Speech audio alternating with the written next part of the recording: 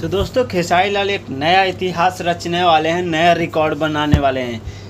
कल आप लोग लाइव देखे होंगे, मैंने लाइव डाला था सुबह, आप लोग लाइव देखे होंगे। अखिलेश कश्यप के 100 मिलियन के क्लब में और 10 मिलियन के गाने जो एंट्री हुए थे उनके लिए केक काटे थे। उसी में अखिलेश कश्यप ने बोला भैया 10 मिलियन के होने के बाद मेरे को क्या देंगे।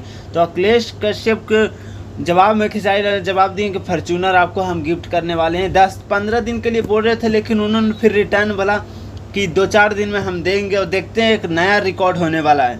पवन सिंह को फैन बहुत उछाल रहे थे कि हमारे राइटर पवन सिंह सर अच्छे हो गए, चैन उन दे रहे थे पवन सिंह सर कुछ गिफ्ट विफ्ट में, मैंने देखा था 2-3 दिन पहले।